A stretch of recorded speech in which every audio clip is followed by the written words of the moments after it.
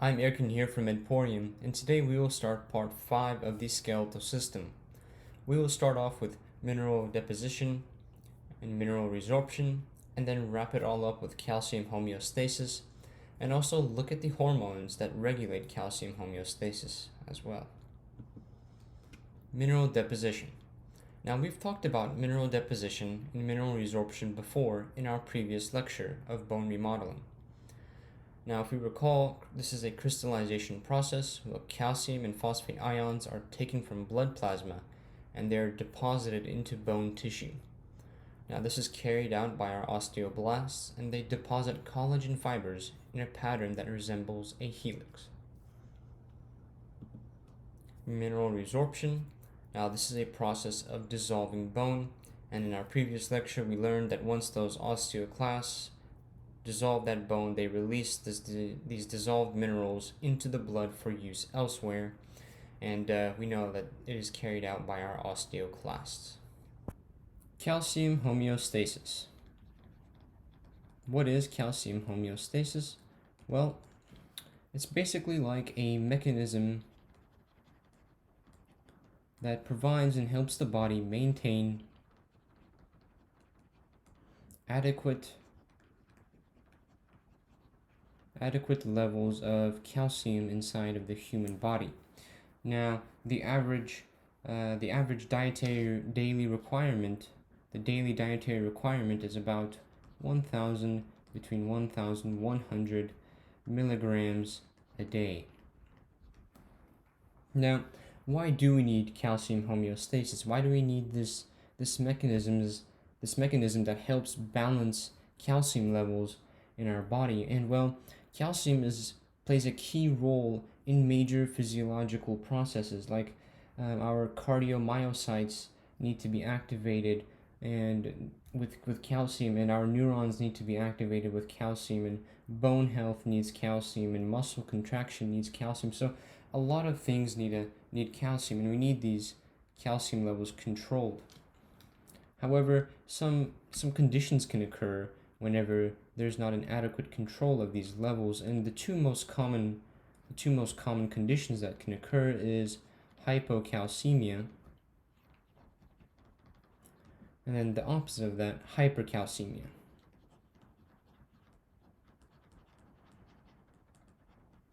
Now, let's examine hypocalcemia. We can tell by this prefix here, hypo, which means a decreased amount, or a decreased than usual or less than usual amount. And some things that can occur through hypocalcemia is muscle cramps and muscle spasms, but the most severe or the most rare case is tetany, and in very serious cases, tetany can spread to your larynx and cause death by suffocation. Tetany is just a condition that causes your muscles to not be able to relax.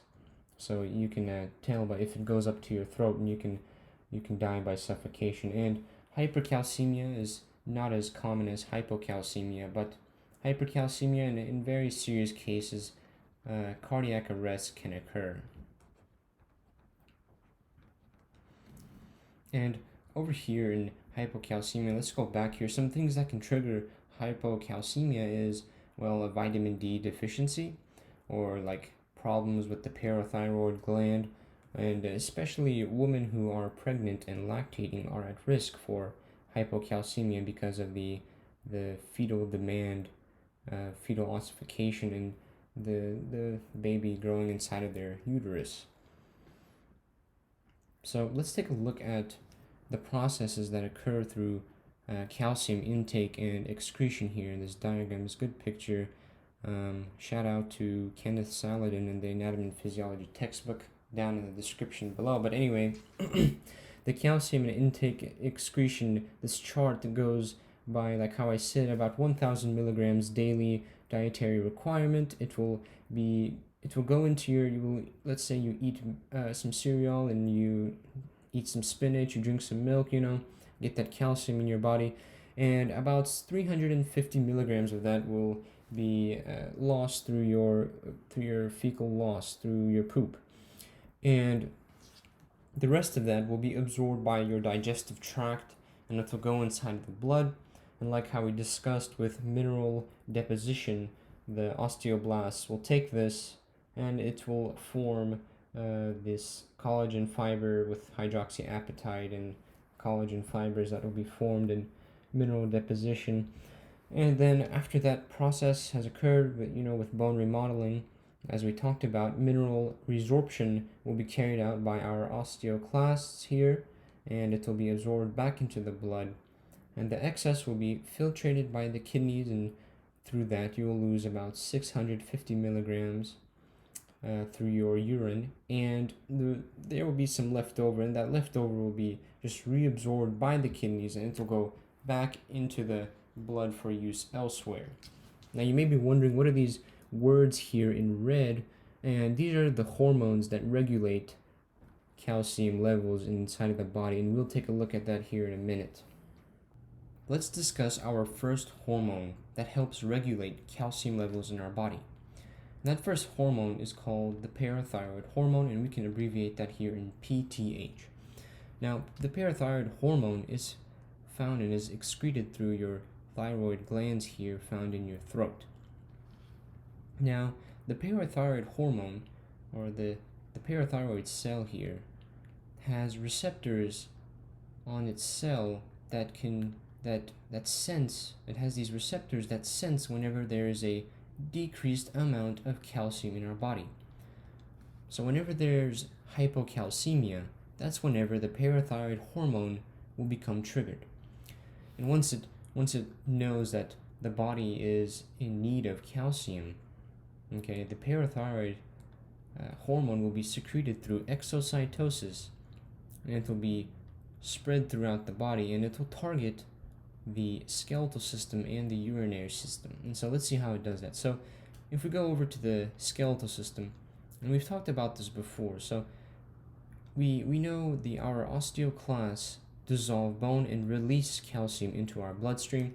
So parathyroid hormone will signify an increased or hyperactivity of our osteoclasts. So it will trigger more osteoclast production, and whenever there's more osteoclasts on the surface of the bone, the more dissolving of calcium and phosphate ions that will be released back into our blood so we can use it. Yay. So now let's look at how the parathyroid hormone targets the kidneys, our urinary system. So over here in red, let's put our kidney here. So whenever our body is hypocalcemic, once again our parathyroid hormone will notify the kidneys as such, saying, hey, we're losing a lot of calcium and we need more calcium. And if we remember that our kidneys filter out calcium, and it will lose about 650 milligrams of calcium is lost through urination, through the help of the kidneys. But we got to remember that, hey, our body is hypocalcemic, we need calcium. So the parathyroid hormone will just notify the kidney and say, don't lose as much, don't filter out as much, let's keep some, and let's filter it back out into our blood. Now we just learned that the parathyroid hormone, or PTH for short, helps the body increase calcium levels inside of our blood or inside of our body whenever we are in calcium deficiency. Another hormone that does a similar job as PTH in that it increases calcium levels inside of our body is the hormone called calcitriol. Now, calcitriol increases calcium levels in the blood by signifying the intestines or our digestive system and our kidneys and bones as well, notifying them, hey, don't excrete as much as calcium, we need that calcium. And so calcitriol, this hormone, is made from sunlight. The sun produces or gives off a lot of vitamin D. So whenever we're outside and our skin absorbs ultraviolet light, and it turns this into vitamin D, and our vitamin D will be processed by our liver, and our liver will turn this into calcitiol, which is the first step, and then it will be taken into the kidneys where it is turned into calcitriol, which is our final product. And like I explained, calcitriol, similarly to PTH helps increase bone resorption, so more osteoclasts come here and dissolve this bone and release it back into the human body. And it also helps reduce excretion of calcium from the kidneys, like we discussed, and once again, it absorbs and notifies the stomach to absorb more calcium inside of our body. Now, we've talked about hormones that help maintain and regulate our calcium levels whenever we are in hypocalcemia, or a decreased amount of calcium than usual. But our bodies are designed and engineered in a way that it obviously has a defense mechanism against hypercalcemia, or an increased amount of calcium in our blood than usual. Now, let's go back here. One thing that I want to mention and clarify is that this orange structure in itself is the thyroid gland located on your throat, and the parathyroid hormone, PTH, is not released from the thyroid, but it's released from these four little dots, the parathyroid glands that are located on the back of the thyroid. So let's not get that confused. So PTH will be released from here. Anyway, back to this blood vessel. Let it represent the total human body.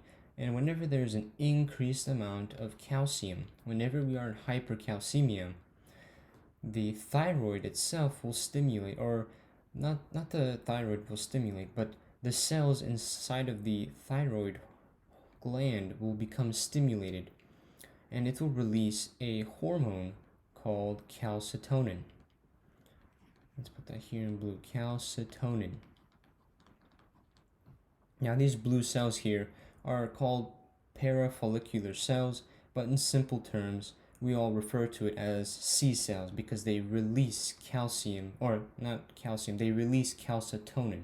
So C cells that are located inside the thyroid gland release calcitonin. Now, how do they actually maintain and lower the amount of calcium inside of our blood? Well, they do this by targeting the skeletal system and targeting the osteoblast cells that we've come dear to know. So over here in blue, the calcitonin, these cells sense that there's an increased amount of an increased amount of calcium, so it will release calcitonin, and calcitonin will affect the osteoblasts. And if we recall, the osteoblasts build bone.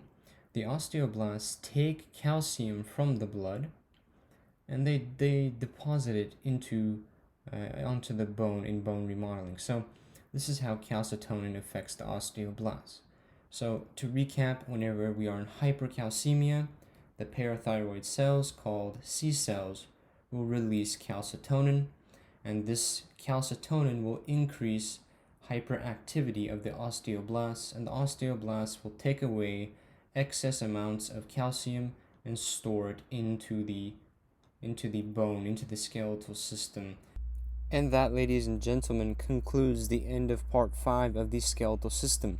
The topics that we discussed in this video included mineral resorption and deposition, and then we finished it off with calcium homeostasis and touched in on the 3 most important hormones that play with calcium homeostasis.